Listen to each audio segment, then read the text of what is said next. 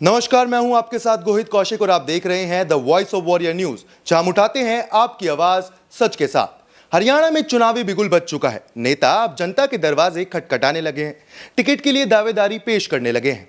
इसी टिकट की दावेदारी की रेस में एक ऐसा नाम सामने आता है जिसने पार्टी को सालों से पार्टी के लिए काम किया है, पार्टी को अपना तन मन धन सब कुछ समर्पित कर दिया है और वार्ड 18 से 3 बार पार्षद रहे हैं। हमारे साथ हैं सुभाष सिंगला जी। सर, बहुत बहुत स्वागत है आपका। धन्यवाद जी।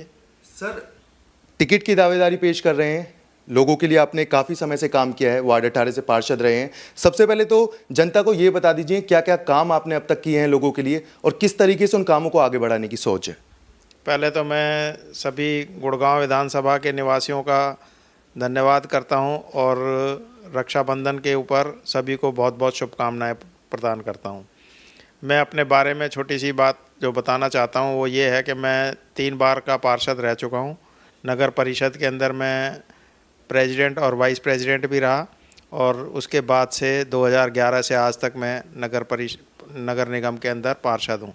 और मैंने जो अपने वार्ड के लिए काम किए हैं वो उनकी गिनती आसानी से नहीं की जा सकती, जिसमें से मेन काम जो हैं, जो असंभव दिखाई देते थे और असंभव से थे, वो हमने किए। सबसे पहले जैसे पटेल नगर के अंदर 6-6 फुट खड्डे थे, वो सब भरे गए और सारी पक्की सड़कें बनी, सीवर लाइन डली।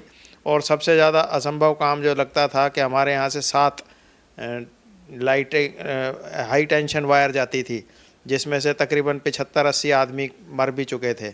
उन सब को हटवाने के लिए हमने निरंतर लड़ाई लड़ी और आखिर मुख्यमंत्री मनोहर लाल जी उस टाइम होते थे, उनसे हमने 11 करोड़ रुपए पास करवा के वो सारी तारें हटवाई।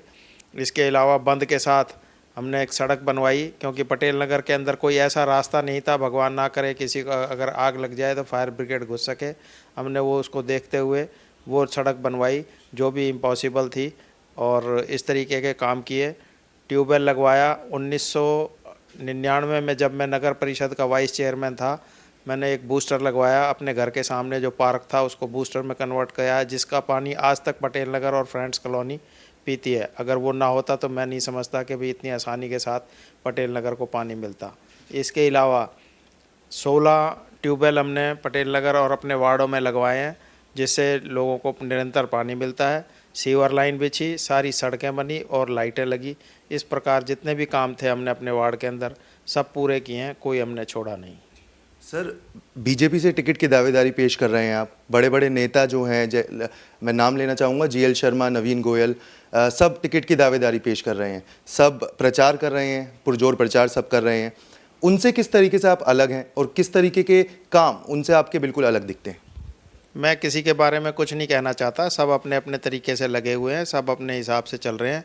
मेरी जिस प्रकार की एक छवि है ईमानदारी और मेहनत का काम को करने की, मैंने कभी ज़िंदगी के अंदर जितने भी काम अपने हाथ में लिए हैं परमात्मा की दया से मैंने पूरे करे हैं। और आगे भी अगर मुझे जनता ने भरोसा दिखाया और विधायक बनाया तो मैं गुड़गांव की जो बहुत समस्याएं हैं, जो चिरपरिचित समस्याएं हैं, जैसे जल भराव है, सफाई है, सीवर की समस्या है, जो आम जनता जिसको रोज़ झेल रही है, उसका समाधान बहुत अच्छे तरीके से निकाला जा सकता है और उन समस्याओं का हल हमारे पास है, जिसको मैंने नगर निगम में काफ़ी दफ़ा डिस्कस किया है।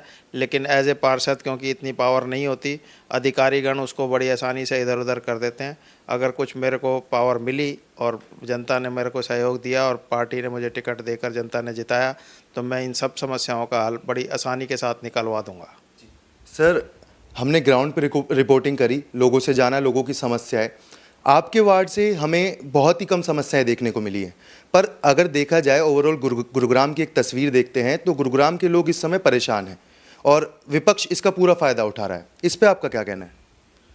गुड़गांव एक अनप्लैन्ड तरीके से डेवलप हुआ है, क्योंकि गुड़गांव बहुत छोटा सा गुड़गांव होता था, क्योंकि हम पैदा भी यहीं हुए हैं, हमारे दादाजी का जन्म तक भी यहीं का है। लेकिन जिस तरीके से जैसे जैसे शहर बढ़ता गया और उसके बाद अगर गुड़गांव को देखा जाएगा तो इसको 4 हिस्सों में बांटकर जब तक इसकी डेवलपमेंट नहीं होगी, जब तक ये सुधर नहीं सकता। नंबर 1, पुराने गुड़गांव की समस्या अलग है। नंबर 2, जो सेक्टर हैं 1 नंबर से 56 नंबर तक, उनकी समस्या अलग है। जो 56 नंबर से 110-15 सेक्टर हैं उनकी समस्याएं अलग किस्म की हैं, और जो अनऑथराइज कॉलोनी से ऑथराइज कॉलोनियाँ बन गई हैं उनकी समस्याएं बिल्कुल अलग हैं। इन सब को अलग तरीके से लेकर काम किया जाएगा, तो मुझे नहीं लगता कि इन समस्याओं का हम हल ना निकाल सकें। आबादी गुड़गांव की बड़ी तेज़ी से बढ़ी है। पिछली सरकारों और इस सरकारों के बारे में कुछ नहीं कहना चाहता। सरकारों ने बहुत काम किया है, हमारी सरकार ने 10 सालों के अंदर जितना काम किया है, लेकिन राजनीतिक तौर पर बहुत स्कीमें भी आई हैं, सारे काम किए हैं, लेकिन जो ऑफिसर्स हैं उनकी लापरवाही की वजह से पूरी नीतियों को पूरे तरीके से नहीं उतारा जा सका। अगर कुछ ऐसा बना तो इनके साथ भी सख्ती से के साथ पेश आकर इस काम को पूरा कराया जाएगा।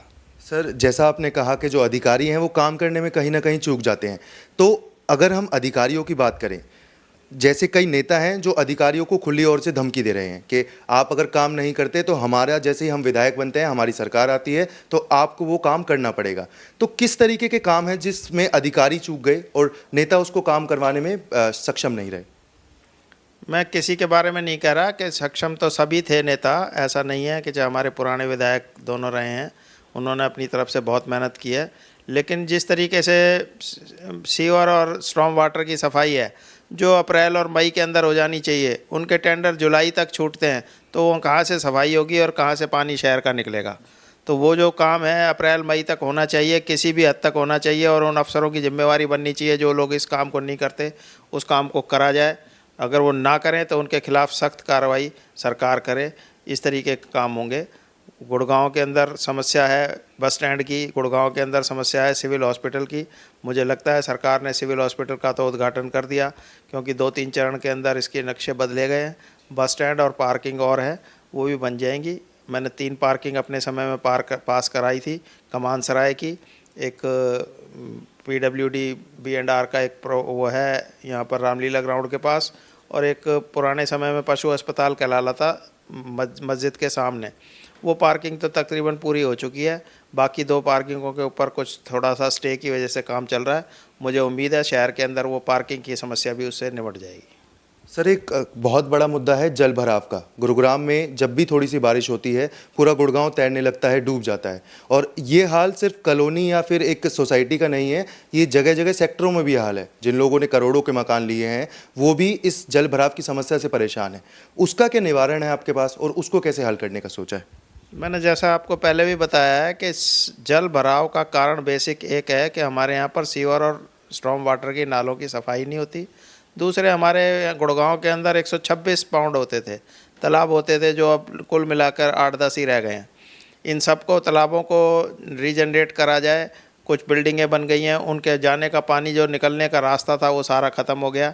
इन सब चीज़ों को अगर हम काम करेंगे, मुझे अच्छी तरह याद है सेक्टर 17 सुखराली के अंदर एक तालाब है जिसको यहाँ पर सूखा पड़ा था, वो क्रिकेट ग्राउंड बनाने जा रहे थे, और हमारे पार्षद अनूप जी, उनको मैंने रिक्वेस्ट करी कि इसकी जगह इसको आप तालाब में कन्वर्ट करा दें, तो यहाँ के उसका बहुत भारी काम हो जाएगा, क्योंकि वो नेचुरली तालाब था। और उन्होंने उस बात को मेरी को सम्मान करते हुए वहाँ पर तालाब बना दिया। आज वो कहते हैं हमारे यहाँ पर सुखराली के अंदर 35 फुट पानी ऊपर आ गया। अगर इस तरीके से हम सबको करते रहेंगे तो रेन वाटर हार्वेस्टिंग और ये किया, तो मुझे लगता है कि हम इस समस्या का भी हल निकाल लेंगे और अपनी ज़मीन का पानी का लेवल भी ऊपर उठा लेंगे। सर, एक संदेश जो आप जनता को देना चाहते हो, बीजेपी से टिकट की दावेदारी है, एक संदेश जो जनता के लिए आप काम करेंगे और किस तरीके से इस गुरुग्राम को आप आगे बढ़ाने का काम करें? सारी जो पॉलिसी हैं भारतीय जनता पार्टी की माननीय मोदी जी द्वारा और माननीय मुख्यमंत्री जी द्वारा जिस प्रकार की घोषणाएं हुई हैं और जिन पर काम चल रहा है, इन सब को देखते हुए, इन पॉलिसियों के साथ जो शहर की रिक्वायरमेंट्स हैं, मैंने जैसे बताया कि शहर को, गुड़गांव शहर पर्टिकुलर एक ऐसा शहर है जिसको 4-5 तरीके से सुलझना पड़ेगा, समझना पड़ेगा, और उन समस्याओं को दूर करने के लिए हमें जो हमारे एक मास्टर डाटा हमने बनाया हुआ है उसके ऊपर हम काम करने के लिए तैयार हैं। हमने बहुत सारी समस्याएं सुलझाई हैं और आगे भी बाकियों को सुलझा कर रखेंगे।